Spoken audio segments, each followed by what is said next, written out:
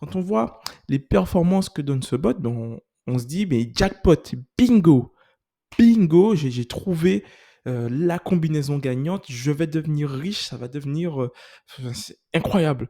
Salut les amis, bienvenue dans cette nouvelle vidéo, c'est Nicolas Alexandre. Alors oui, je sais, ça fait 2 semaines que j'ai pas posté de vidéo et je m'en excuse, c'est pas dans mes habitudes, mais ces derniers temps, j'ai fait pas mal de recherches personnelles et je suis tombé sur des concepts que j'avais complètement zappés dans mon apprentissage euh, du développement de bots de trading en MQL5 et il me fallait un petit peu de temps pour digérer tout ça, pour comprendre ces concepts et pour les intégrer dans mes logiques de développement. Ok, donc c'est pour ça que j'étais un petit peu absent ces derniers temps. Donc je m'en excuse. Là, on est reparti de plus belle. Et justement, je te propose pour cette vidéo de reprise de te partager de la valeur autour du backtest et de te partager plus précisément des points de vigilance que tu dois avoir, que tu dois absolument tenir compte lorsque tu fais tes backtests. Parce que oui, le backtest, c'est une étape qui est cruciale dans le développement d'un bot, mais c'est une étape qui peut t'induire en erreur si tu fais mal ton backtest, tout simplement. Et le risque, c'est tout simplement de croire que ton bot est rentable, alors qu'en fait, non. Quand tu l'exécuteras dans des conditions réelles de marché, tu t'apercevras que, en fait, le bot, il n'est pas du tout rentable. Donc, reste bien jusqu'à la fin de cette vidéo, tu verras que tu vas sûrement apprendre des choses intéressantes et des pièges dans lesquels, en tout cas, il ne faut pas que tu tombes. Allez, c'est parti pour la vidéo. Alors, pour cette vidéo, moi, je te propose de repartir sur le bot YouTube Auto-Sizing qu'on a codé ensemble sur cette chaîne YouTube pour prendre en main tout l'environnement de développement de MT5.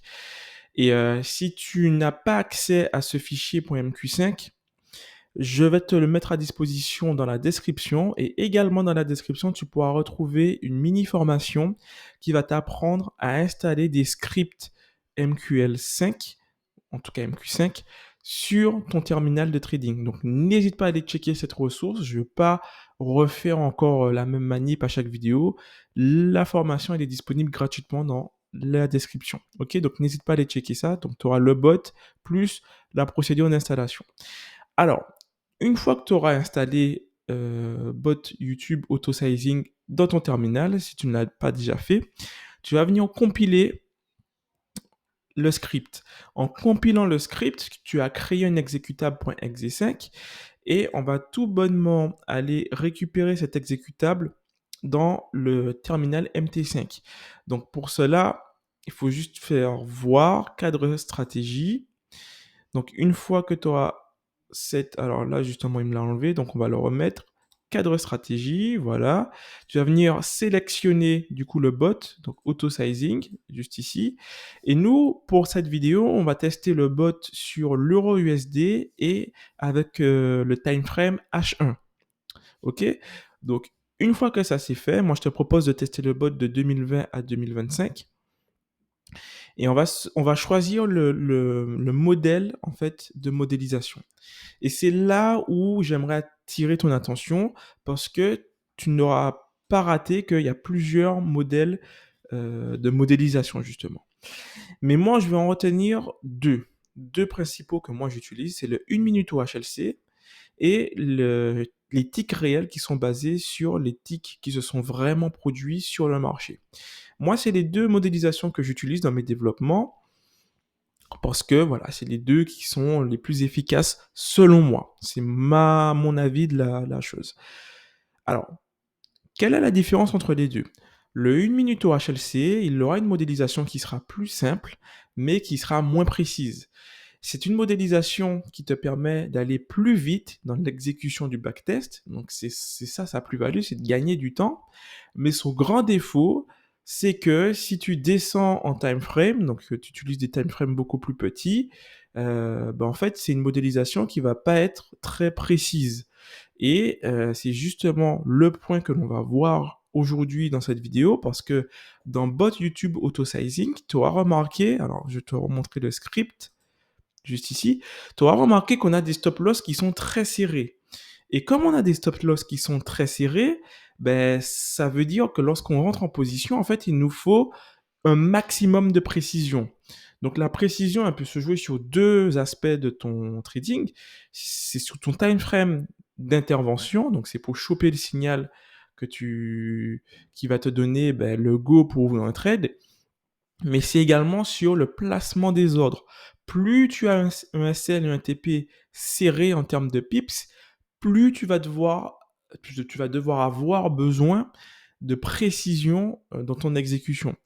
Et donc, ce bot-là va vraiment nous aider à comprendre pourquoi il faut choisir la bonne modélisation selon le type de bot que l'on a à notre disposition.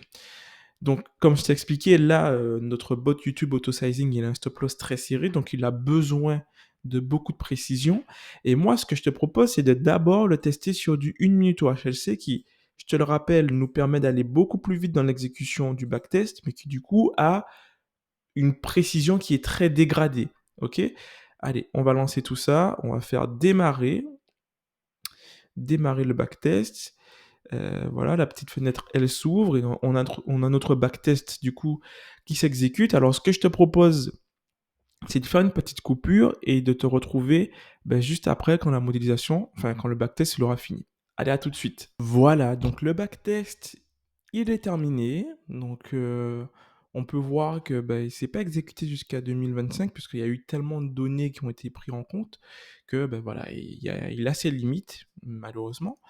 Mais, on peut constater que là, on a une courbe qui est exponentielle. On peut constater que notre bot auto-sizing, il est super rentable en fait. Si j'avais lancé ce bot, franchement, je me serais, excusez-moi, pardonnez-moi l'expression, je me serais fait des couilles en or, très clairement. Donc là, vraiment, c'est hallucinant quoi. Quand on voit les performances, hop, ah la mince, j'arrive pas. Voilà, quand on voit les performances que donne ce bot, on se dit mais jackpot, bingo. Bingo, j'ai trouvé la combinaison gagnante. Je vais devenir riche, ça va devenir c'est incroyable. Eh ben non, eh ben non, malheureusement non. Pourquoi? Je vais te montrer ça tout de suite. Parce que, du coup, comme je t'ai expliqué dans cette vidéo, notre bot, il a besoin de précision. Et malheureusement, la modélisation qu'on a choisie ne va pas avec le profil de notre bot. Et si on va sélectionner la modélisation chaque tick basée sur les ticks réels du marché, donc c'est une modélisation qui va prendre plus de temps, mais qui est beaucoup plus proche de la réalité. Et c'est ce dont notre bot a besoin pour être testé, donc, parce qu'il a besoin de précision dans les datas. On va exécuter ça et on va comparer les 2 résultats. Donc moi, ce que je te propose, pour qu'on puisse faire un bon comparatif, c'est de récupérer cette image. Donc on va l'exporter et je vais le mettre, sur mon bureau, tiens. On va le mettre sur mon bureau. Ce PC, bureau. On va mettre, bot, on va mettre test plutôt. 1 minute, 1 minute OHLC. Voilà, on va l'enregistrer comme ça pour pouvoir faire le comparatif avec l'autre backtest.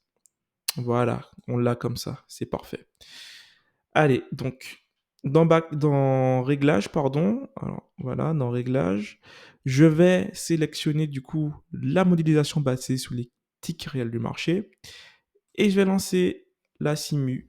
Donc moi je te retrouve tout de suite après la fin du backtest. Ok, donc le backtest là, il n'est pas encore fini, mais bon, c'est tout comme. Et là, tu vois, misère. Lorsque l'on applique la modélisation basée sur les ticks réels du marché, on se rend compte qu'en fait, la stratégie, elle n'est pas du tout rentable. Et laquelle des deux des modélisations est la plus proche de ce qui se passe réellement sur les marchés? C'est évidemment celle qui est basée sur les ticks réels du marché. Donc, moi, ce que je te conseille, si tu as un bot qui intervient sur des time frames supérieurs à H1, H1, H4, D1, et que tu appliques des stop loss qui sont larges, donc plusieurs centaines de pips, à ce moment-là, tu peux afin de peaufiner ta stratégie ou même de rechercher une combinaison gagnante, tu peux, pour gagner du temps, utiliser la modélisation 1 minute au HLC. C'est autorisé et tu verras d'ailleurs que si tu utilises par derrière une modélisation qui est basée sur les tics réels du marché, qui va prendre du coup beaucoup plus de temps, mais qui du coup est beaucoup plus proche de la réalité, tu remarqueras que tes résultats seront à peu près similaires. Maintenant, si tu développes un bot qui fait du scalping ou un bot qui a des stop loss qui sont très serrés, ou globalement un bot qui nécessite beaucoup de précision, que ce soit dans l'instant d'exécution ou dans le placement des SL et TP, à ce moment-là, ben, tu auras forcément besoin d'exécuter ton bot sur une modélisation qui est basée sur les tics réels du marché, au risque de perdre ton temps et de développer quelque chose qui, sur le papier, est rentable sur une modélisation 1 minute au HLC.